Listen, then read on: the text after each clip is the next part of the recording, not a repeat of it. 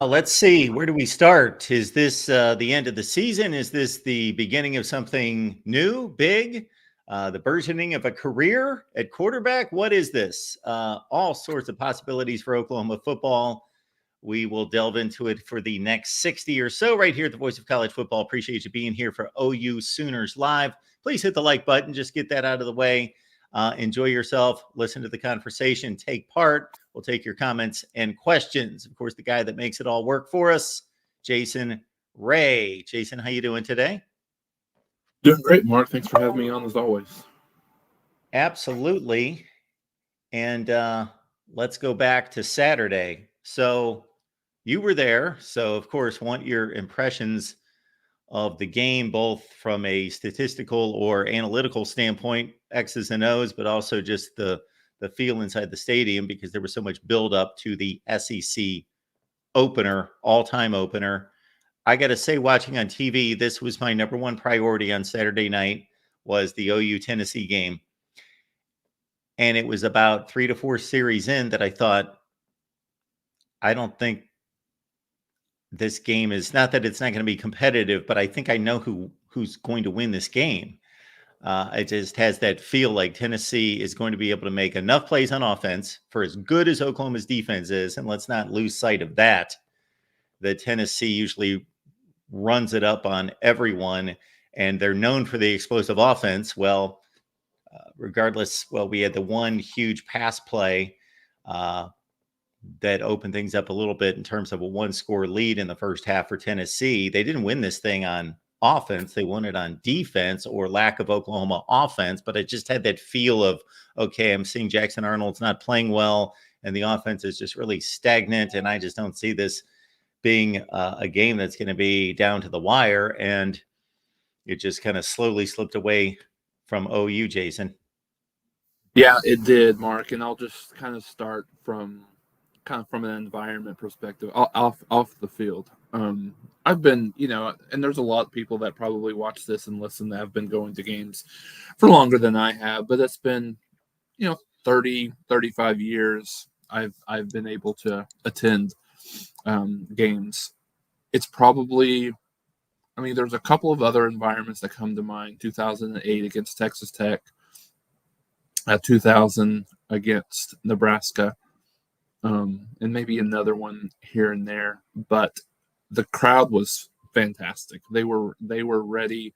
They just didn't. To your point, Mark, they just didn't have a ton to get excited about, and they were still. And give it to them. Oklahoma has a kind of a tendency. Oklahoma fans have a tendency of really kind of showing up late or showing up like right on time when it comes to game time.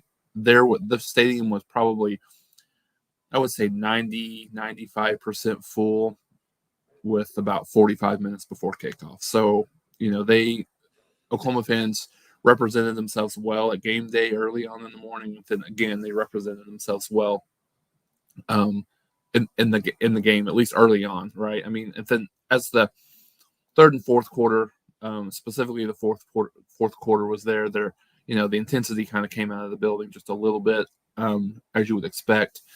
But yeah, I think the environment was good, and I think all returns just from everybody, just Oklahoma coming into the SEC for the first home game. I think all the returns were positive.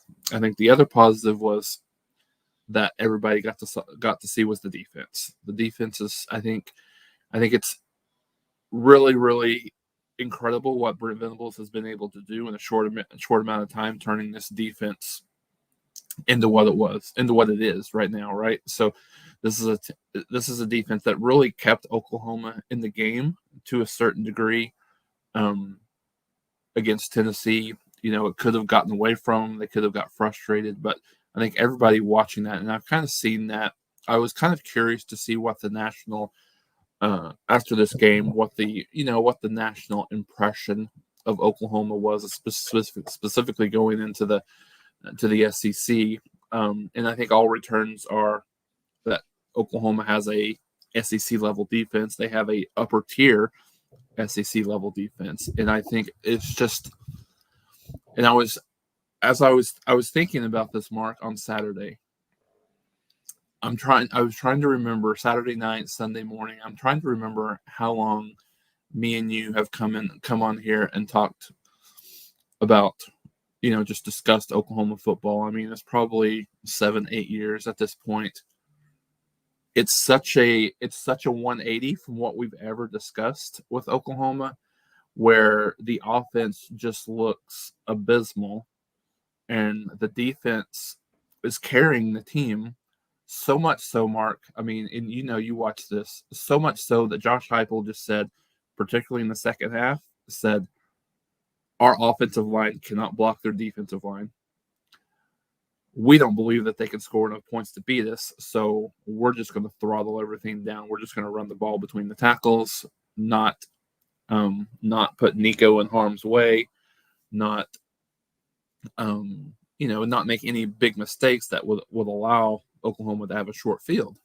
Some people say that Josh called the dogs off, and I think it's more of the former than the latter.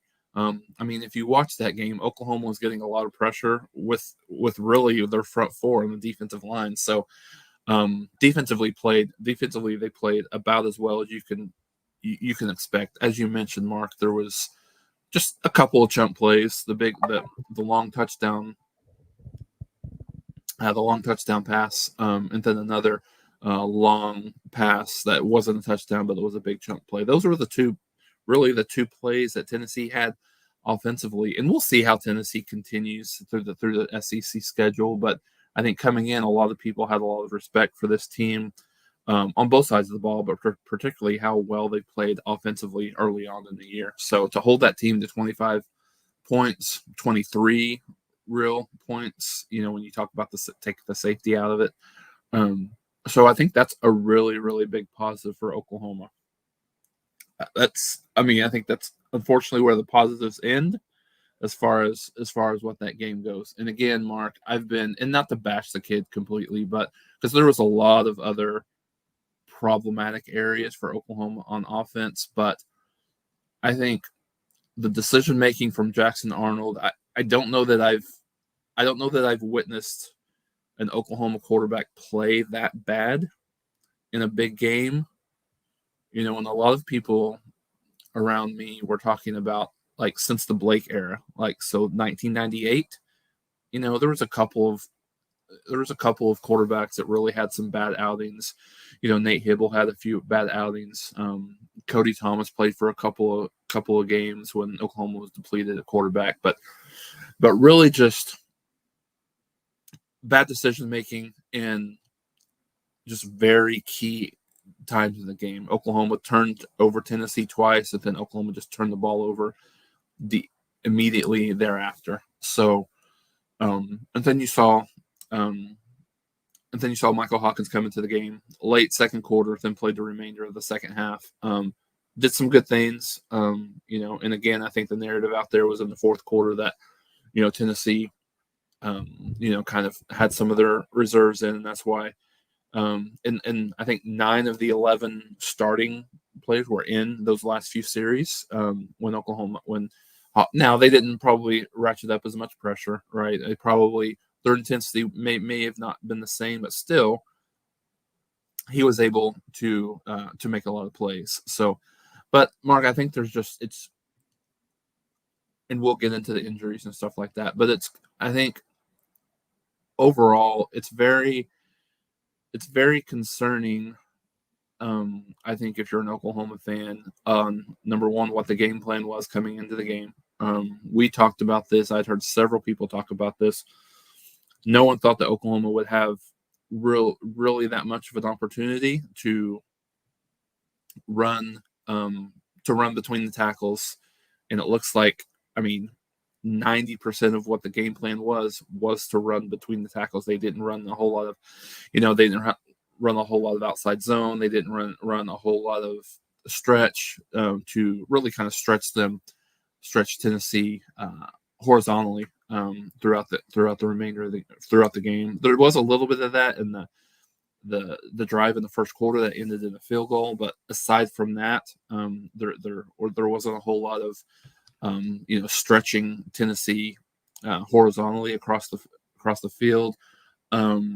just a lot of day one install mistakes, communication mistakes, and things like that. So, we'll see where it goes from here.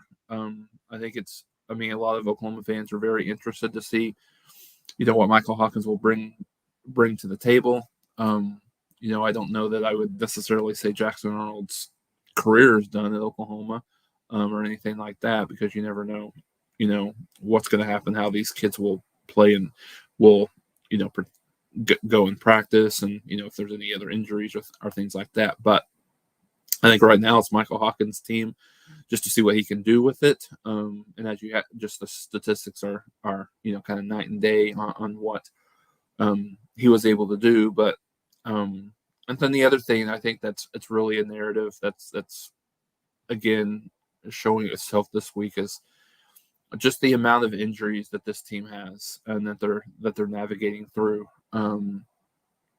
Like five of their top six, I believe, or maybe it's their top six, but anyway, 5 of the top 6, I believe, wide receivers will be unavailable for this game. Mark, I know this is Oklahoma and the team that I probably watch a little bit more closely. I don't know that I can ever remember a situation where one team has had so many injuries and they're still a little bit hurt on the offensive line. Taylor Tatum's going to be out on Saturday with a concussion that he got early in that game against Tennessee. You've got on here Gavin Sawchuk. I don't know what the deal is with him this year. He's not performed. He looks slow. He just doesn't look into it, and things like that. So you're going into this game, Mark, with a true freshman quarterback who's never made a start. And, I know Auburn hasn't been super great this year, but still, it's a tough environment to go in for your first start. 5 of your top 6 receivers out, so much so that they moved a defensive back, Jacoby Johnson, to wide receiver this week.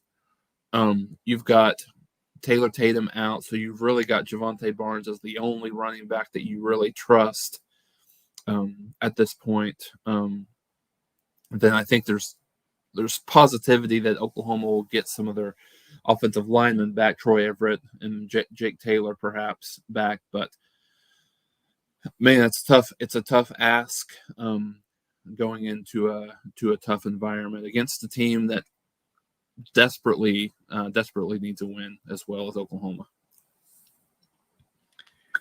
Absolutely. I guess we'll start with Michael Hawkins in regards to breaking down his performance. He obviously has escapability to a certain extent. He's a mobile guy. I just checked out his recruiting rankings, which obviously once they step on campus and start performing against their peers in college really don't matter. But I think closer to the freshman level, there is still a connection there. Okay, what was expected of this level of recruit, and was this somebody that was counted on by the program, by the fans, to be like the next guy? And based on our conversations, I don't remember a whole lot of conversation concerning Michael Hawkins, and I just checked out his rankings from high school. 35th rated quarterback, 82nd rated player out of the state of Texas, 247 Sports rankings. So this wasn't a guy that was considered like heir apparent. Now, again, that doesn't mean that there aren't all sorts of guys across college football on a regular basis that become that guy, regardless of what they were ranked in high school. But there, wasn't that anticipation that he was going to have to be the guy that would be the number 1 quarterback. No, that's exactly right. I don't think he came in. He's got some Oklahoma lineage. His father played at Oklahoma. So, he had some really good stats coming out of high school, but to your point, he wasn't a 5-star like Jackson Arnold coming out. So I don't think there was any ideas that he would, that he would challenge Jackson Arnold coming in. Having said that, there was a lot of the one thing I heard early on, and this was in spring practice, that I heard Gabe Eichert come out and say one of the most impressive true freshmen that he's seen. Now, he caveated that by saying, hey, there's no quarterback controversy. There's no question on who's going to be the quarterback, but he makes a lot of plays and he looks the part very, very early on. And you fast forward to fall camp, and Mark, there's a lot of intel that comes out of fall camp and practices, and you don't really know what to truly believe, and what's the truth versus what people are just putting out there, right? But there was some discussion, Mark, that Michael Hawkins had been outplaying Jackson Arnold through fall camp, and of course now, after the performances last week, now that just came out of the woodwork again, that that Michael Hawkins was the better quarterback, played better, and for whatever reason, Jackson Arnold was given the keys to the offense. So again, more, I mean, I don't know, and so much so that there was even this. Brent Venables brought this up in his weekly press conference, that there was an article that came out that basically said that Dillon Gabriel was pushed out the door to make room for Jackson Arnold and be ready, and Brent refuted that comment 100%. I mean, you don't know what the truth was, but in any end, there was no indication, I think, to wrap that up. There was no indication that it was going to be anybody other than Jackson Arnold. Now, I think there's some things that he's really struggled with on the mental side of the game. Really struggled with the RPO game, making a lot of bad decisions in terms of when to hand the ball off, when to when to pull it and throw. A lot of times there's 5 and 6 man boxes that he's been pulling it and throwing it, when the ideal read is just to give it to the back at that point, and then just kind of vice versa, and then just some inaccuracies on Saturday. And I think you could see early on that he was a little bit,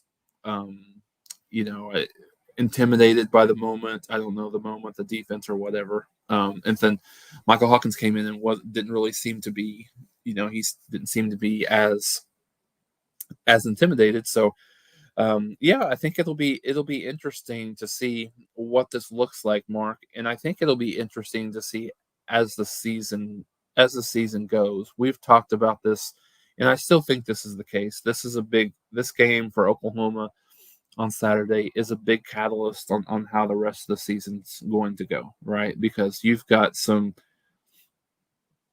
big time opponents in the latter half of the year,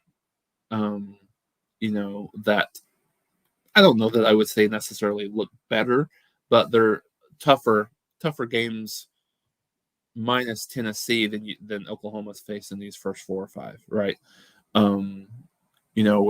With Tulane, Temple, what Oklahoma has faced in the non-conference. So I think looking at that moving forward, the schedule is definitely tougher. And so if Oklahoma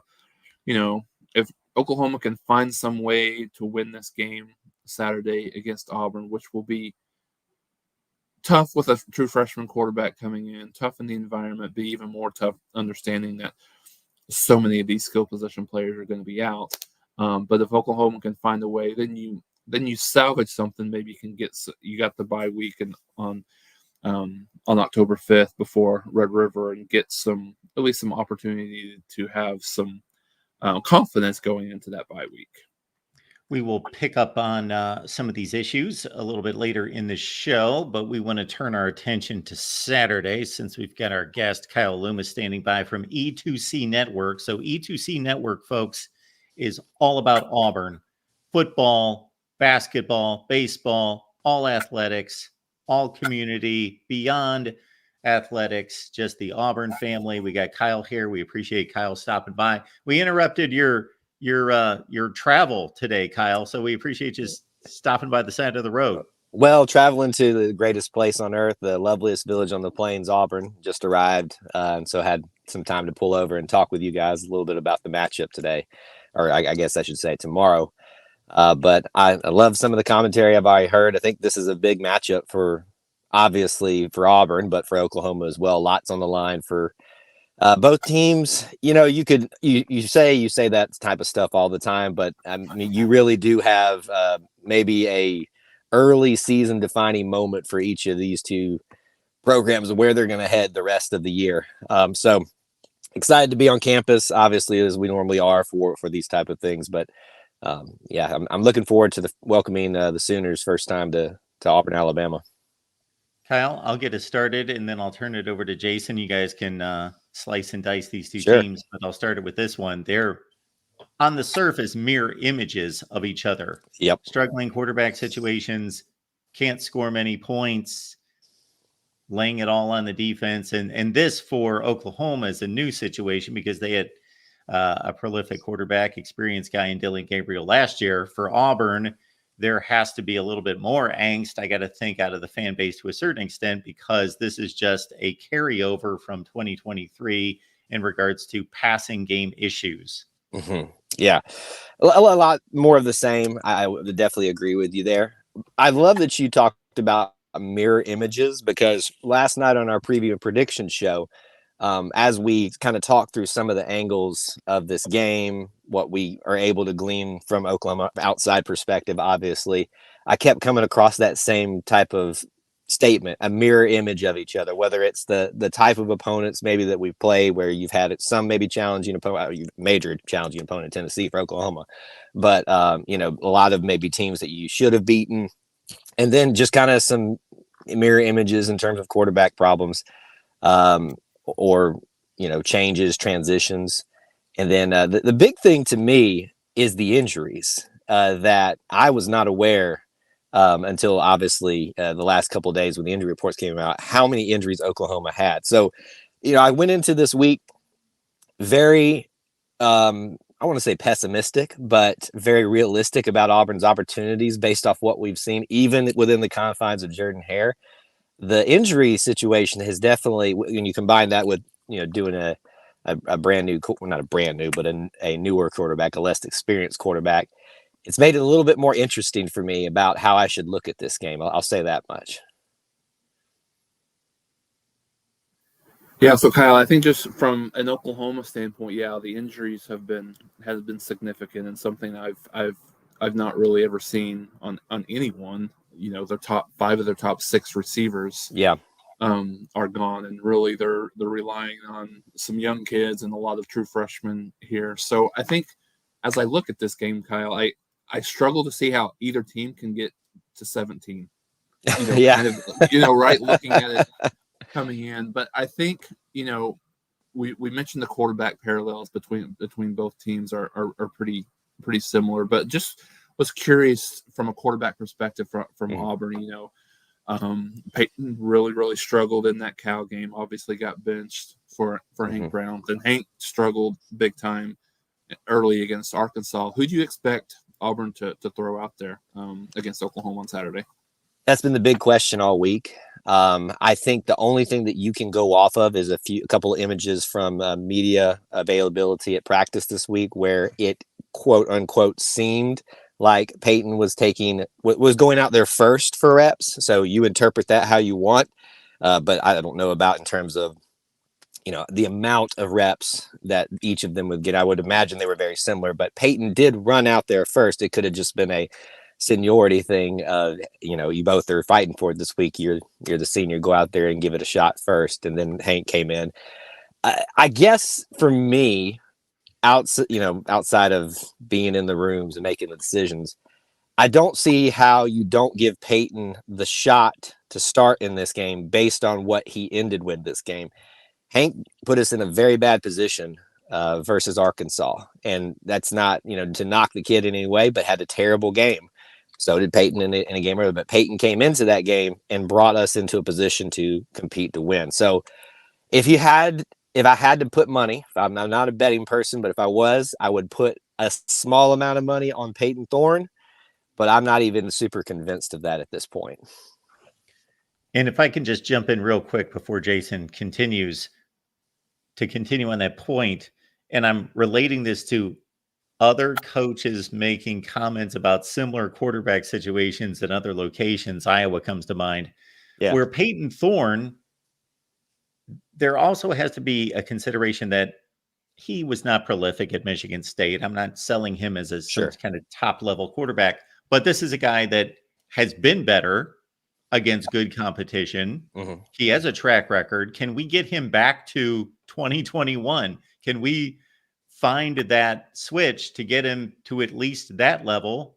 And that's probably why Hugh Freeze leans that way. I would agree with you on that. I think when you here's the issue. We can talk about this one way, but the majority of the people who are having these conversations online, social media, are operating from emotional standpoints and not able to kind of look at those things, look at what the body of work should dictate in these competitions. I'm not going to sit here and sing Peyton Thorne's praises about his time at Auburn thus far, because it has been very inconsistent. But what I have seen is the potential to be very good. I think one element that is extremely important in Hugh Freeze's offense is be able to have a quarterback, maybe not be as mobile as some others, but be able to run the ball himself. And Hank, that's not his strong suit. Now, he did a couple times in the Arkansas game, and I was like, okay, he can move a little bit quicker than I thought he could, but definitely not to the way Peyton Thorne has. I think Peyton gives you the most versatility. I think he is... People are going to disagree with this statement when I say it. I think he is going to be the most sure thing when you throw out there.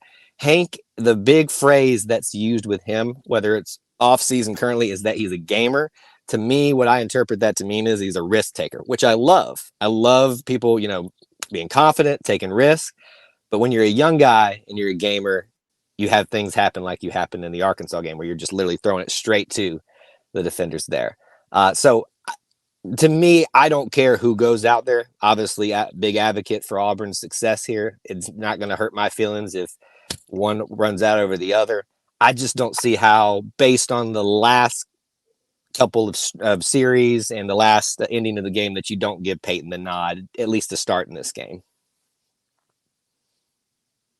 Yeah, so I'm very interested in your thoughts on game plan for Auburn coming into this game, Kyle, because Auburn leads the country in turnovers. I think they're tied for last in the country in turnovers. Oklahoma leads the country in turnovers forced.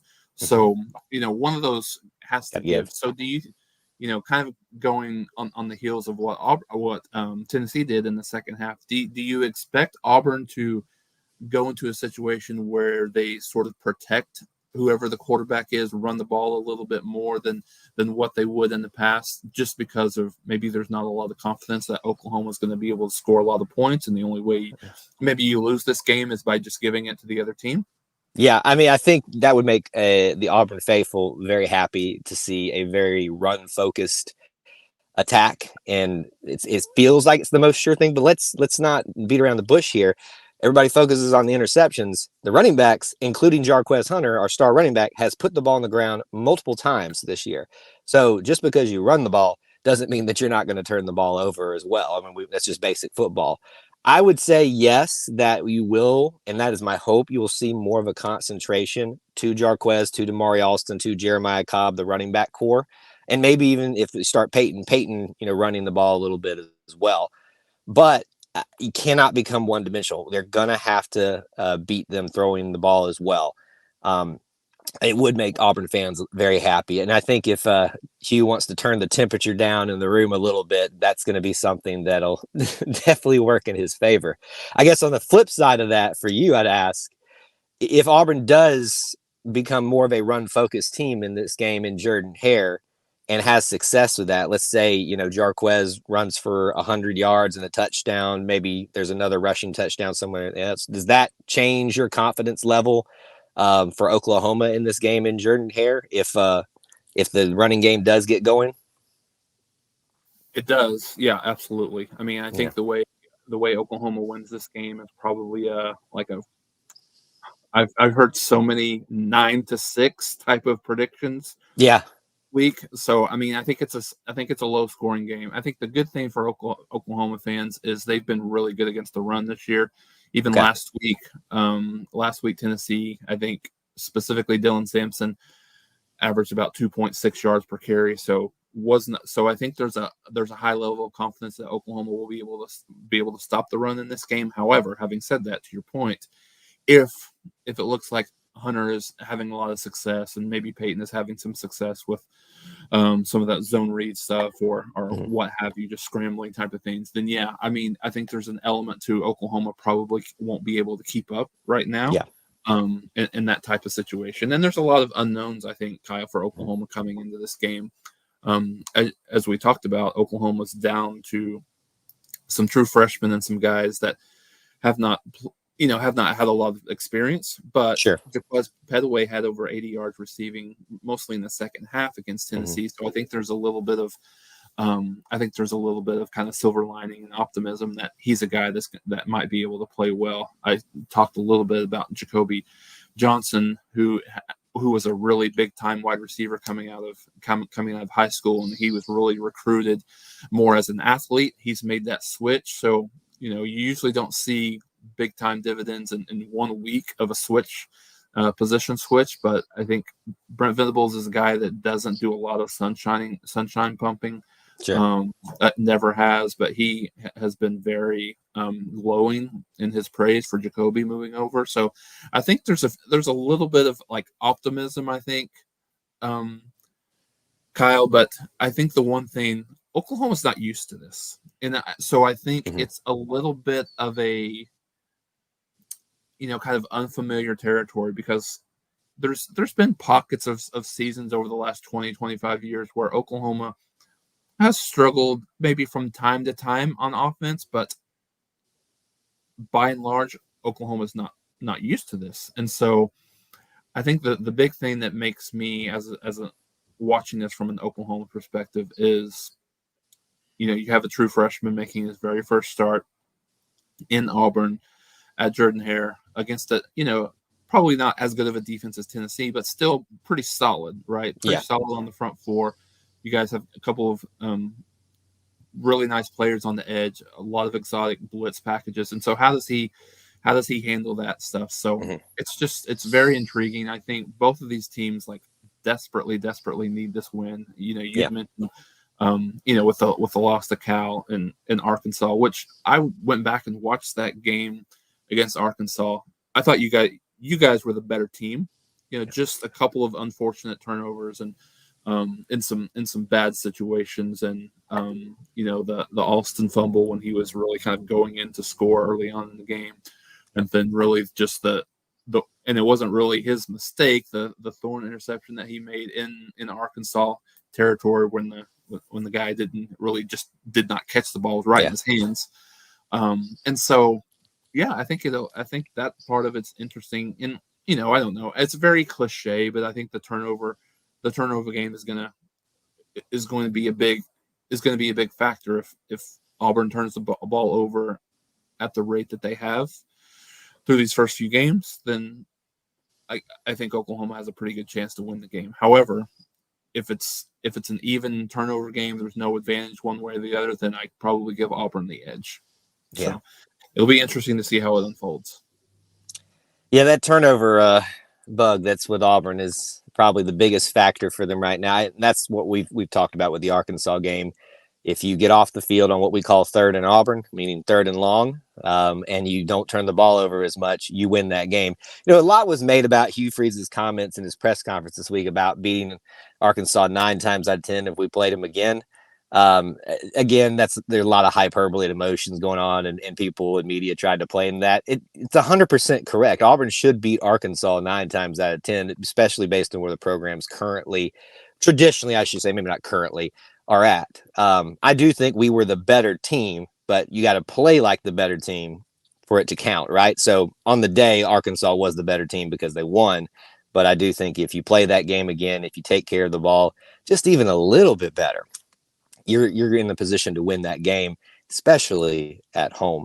I do think the most interesting thing about this matchup with Oklahoma is not only your injuries at wide receiver, But what you supposedly, because of those injuries, that inexperience may not be able to take advantage of is the supposed weakness of this defense, the defensive backs, because all that talent was lost to the NFL, transfer portal, otherwise from this previous year where it was a strength.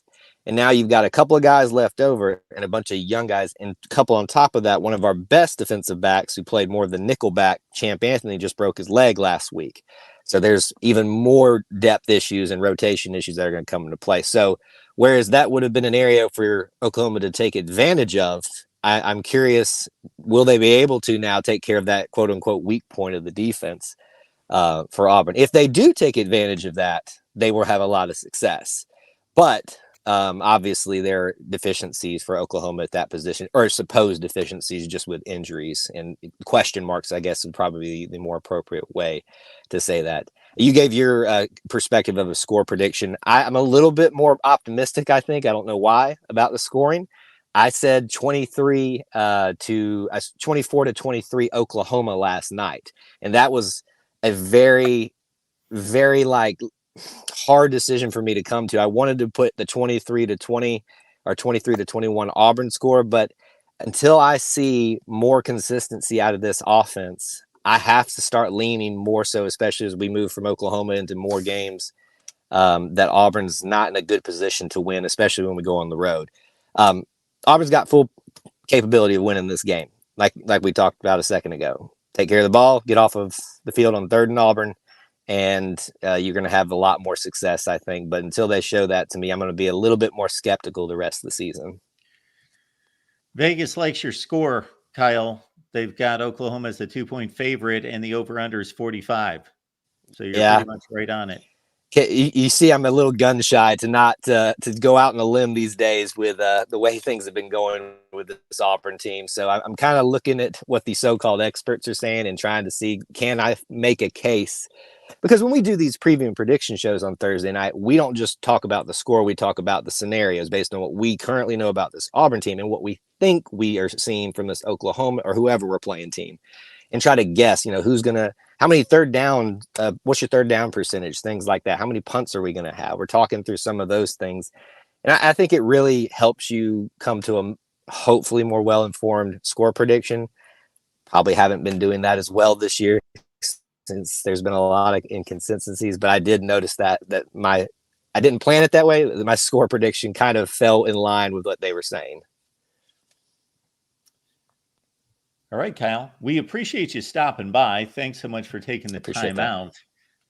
We are dropping the link to E2C Network in the chat, folks, so it makes it an easy click over just to check out Kyle's show on Thursday night and the preview and the prediction from the Auburn side. So check it out. We've left the link in the chat. So everything Auburn's there at E2C Network. Kyle, appreciate you being here. Good to see you. Thank you for having me. And I hope the Oklahoma fans enjoy their time on the Plains outside of the win, but hope you guys have a great time. There we have it. Oklahoma, a very slight favorite on the road, which Auburn has traditionally been a difficult place to play. I know they pride themselves on winning home games, in particular in analyzing their schedule during the offseason, looking at Alabama and Georgia, 2 teams that they have given fits to there on the Plains. They've been blown out on the road, so it just underlines how effective their home field advantage has been, where basically the last 2 times against Alabama, they had the game in the bag and let Alabama off the hook. Just typical game management care would have won the game for Auburn. And they had Georgia in a tie game with 4 minutes left, but they have to play both of those on the road. And we didn't hit this up with Kyle because obviously we're focused on Oklahoma. But what has to be extremely disappointing for Auburn is they went 6-6 in the regular season last year. They were expecting 8 or 9 wins this year. And it's not like they were playing Georgia and Bama, Tennessee, Texas, somebody like that in the first month and thinking, okay, it'd be great if we could steal a win and launch ourselves toward the rest of the season. Or even if we go 2-2 and lose both of those games, well, the schedule lightens up. No, they've already lost 2 games in which they were the favorite and they were supposed to win, and they were at home. So they've already dropped 2 games that were assumed wins. And so it really gets tough for them. Oh no, you're right, Mark. It really does, and that's kind of. I mean, it's such a almost a must-win game for both teams. But maybe even if you take a step back and just kind of look at this game as an observer, not necessarily like a fan of either team, I think you almost think that maybe this is a bigger game for Auburn to win, right? Because this is at home. To your point, they've lost the 2 games that really they obviously they didn't expect and maybe probably shouldn't have, right? Like I think they committed 5 turnovers in each of those games against. Now Arkansas is a little bit of a better team than I think maybe a lot of us thought coming into the season, but still, yeah. I mean, I think we all expected this to be a 4-0 Auburn team facing Oklahoma. So yeah, I mean, Hugh Freeze has a decent amount of, I think, heat on him. I don't know, what the level of that heat is, but if he's not able to win this game, he goes, he's got three home losses early on in the season, and as you mentioned, the schedule does pick up with. And I don't remember exactly. I know they got Georgia and then Kentucky somewhere in there. They got 3 straight SEC road games, I believe. Yeah, I don't know exactly what the schedule is, but I know that if you're Auburn and you're playing in the SEC and you've already played Cal and Arkansas, that your schedule is getting tougher. Right, exactly. So yeah, I mean, it's interesting. There's, I mean, and when you look at the Oklahoma side of it, there's not. I would say there's starting to be a little bit of, and it's not on Venables at all. I mean, no matter what happens the rest of the way, there's no heat there, but there's starting to be a little bit of heat on, and there's been some thoughts out there that a few of the offensive coaches are maybe coaching to see if they're going to be around next year. Seth Luttrell, Joe John Finley, maybe even Bill Bedenbaugh to a certain degree.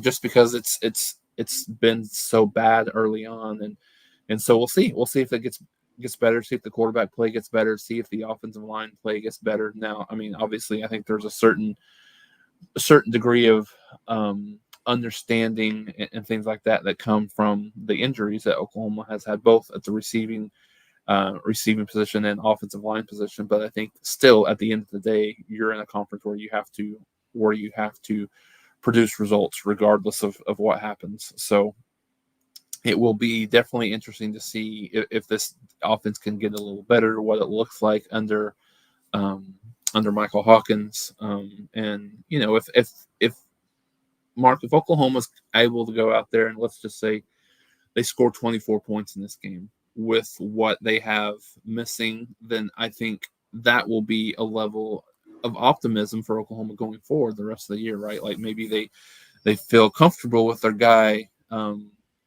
at quarterback. Maybe they've gotten some of their offensive linemen back and they're a little bit more healthy, and the offensive line is able to move some people in the running games a little bit better. So I think, that narrative is helpful. Now, if they go out and they lose, I don't know, a 14-10, 17-10 game, and Michael Hawkins throws a couple of interceptions, they're not able to get the ground game going, then it's like, okay, we understand that there's a lot of injuries here, but at the same time, we still gotta be able to move the ball. We still got to be able to put some points on the board. We're go outside of Tennessee. We've had a relatively light early schedule with 4 of the 5 of these teams being unranked. A couple of them in Temple and Houston being pretty bad football teams. Now you're into the big part of the schedule where you've got LSU, you've got Alabama, you've got Ole Miss, you've got Missouri, who has not been very impressive at all, but still tougher matchups than you've seen early on in the year outside of Tennessee. So, this game is going to be a big, I think, as we mentioned, a big catalyst for both teams on how the rest of their season, what the makings of the rest of their season looks like. 2 questions. One, you've addressed wide receiver to a certain extent, but I'm just thinking with 5 receivers down, 5 of the top 6, and now Deion Burks, who was the one guy holding the group together, unfortunately, out of this. You kind of addressed it, but what does that lineup look like specifically at wide receiver? Yeah, I think Mark probably, as I mentioned, Jaquez Petaway is probably your number one guy right now, and he's been fairly absent. Played a little bit early on in the year, but hasn't played a lot. But had a couple of nice catches. Had one long catch and run over the middle late in that game. So he's probably the guy. Maybe you rely on the tight end position with Bauer Sharp, maybe a little bit more in the receiving game. Then you've got a few freshmen that are out there. Zion Raggins, Zion Kearney is another guy. And then maybe you see what Jacoby Johnson has. I mean, like I said, there's been very glowing, and I don't know if it's one of those things where it's true or Brent and the rest of the team is just trying to get some sort of positive spin on the receiver position because of everything else going on. But it'll be interesting. I can't imagine he won't play given where they're at. And so Ivan Carrion is a guy that had a lot of there's a lot of people talking about him early in the season, particularly in fall camp. He played a little bit early in the first couple of games, hasn't played much. He's a guy that's probably figures in to be in the rotation a little bit. But yeah, Mark, I mean, there's just not a lot of guys that have experience. They're a little bit smaller, than when you look at Jaden Gibson. He's a big guy. Nick Anderson's a big guy. Deion Burks is a smaller guy, but then Jalil Farouk is fairly big. So, I mean, it would be, I mean, obviously there's no way you can manufacture this, but I think it would be interesting to see, some of the top teams in the country. Like if you lost every starting wide receiver that you have in the first couple or first, at least maybe one bench player, what does that offense look like? So, I mean, it's weird. Like I said, I've never really seen it, but yeah, I mean, I would say Petaway, maybe Bauer Sharp a little bit more from the tight end, and then if Jacoby Johnson has some things that he can show you, coming over from that position, and let's see if some of the young pups can kind of grow up in a hurry. I mean, I think as Kyle mentioned, I think the one benefit that you have if you're Oklahoma is the secondary maybe is a little bit suspect. That's the area that maybe you can exploit a little bit for Auburn. So if that's the case, I say that, but and I don't know. I'm not going to say he's any kind of great quarterback or anything, but Taylor Green from Arkansas didn't even complete 50% of his passes. Had a couple of picks and only one touchdown pass in that game last week. So yeah, but I think that's the area that if the offensive line can protect, if they can allow, if Oklahoma can run the ball a little bit, maybe that will allow some opportunities in the passing game against that secondary. Folks, please like and subscribe. Keep in mind, we've got a college football show that we term the college football show. It's Monday through Friday. The deal is Monday, Tuesday, Wednesday. We show up in the morning at 10 a.m. Eastern, and then Thursday and Friday, we come your way after the ball games late at night. But one last thing, at least on my side, Jason, is you touched upon the possibility that these coaches are coaching for next season, trying to show that they're still valuable, still needed here. Brent Venables is a defensive guy. Lincoln Riley, the last head coach, an offensive guy. When I think of a coach who has truly arrived, they almost lose their identity to one side of the ball. Like if we go across the country, start picking out coaches, most of them we'd be like, that's an offensive guy, that's a defensive guy, that's a defensive guy, that's an offensive guy. Nick Saban, Urban Meyer, Dabo Swinney, Kirby Smart, they all had their side of the football as they were developing and early on in their career. But if you ask the average college football fan or just look at the perception of who those guys are, they don't have like an identity on one side of the ball. They're just a great college football coach. They're just a great of all time. It seems like guys that are still trying to prove that they're, at the top of the profession are still kind of linked to one side of the ball. Lincoln Riley is still an offensive guy. Ryan Day is still an offensive guy. Brent Venables, a defensive guy. And it's always been my thought that it seems as though when in this case, a defensive guy takes over the program, you almost assume that the defense is going to be fine, because even if he hires somebody under him who's a little inexperienced, he's hiring maybe for the future, and he's going to keep his eye on the defense, and he's going to be really over the defense and kind of develop a defensive coordinator to be a top flight guy. Whereas he better go get an excellent offensive coordinator because he's a defensive guy. And that's just kind of a dynamic I've always thought was in play. And so for Brent Venables, obviously it's, did you get an offensive coordinator who's going to be one of the best on that side of the ball? Yeah, Mark. I mean, I think Brent did a good job when he came in here 3 years ago, got Jeff Lebby, one of the most respected, one of the better offensive coordinators in the country. And this is purely my opinion. Okay, there's no factual base to this whatsoever. I thought promoting Seth Luttrell was a little bit of a lazy hire. I felt like it was a situation where you're at Oklahoma, you've gotten, look at the offensive coordinators that they've gotten through the years. I mean, when you go back all the way to 1999 and talk about Mike Leach, Mark Mangino, they've got Lincoln Riley, Josh Heupel, Kevin Wilson. Like a lot of these offensive coordinators that they've had through the years are head coaches, have been head coaches, or currently head coaches at other places. And whether it was fair or not, Seth Luttrell did get fired at North Texas, and then he came on to be an analyst. And I just my early thoughts with that, Mark, was just the fact that, yeah, he could do a nice job and he could be a nice offensive coordinator. But at some place like Oklahoma, you could probably do better than that, right?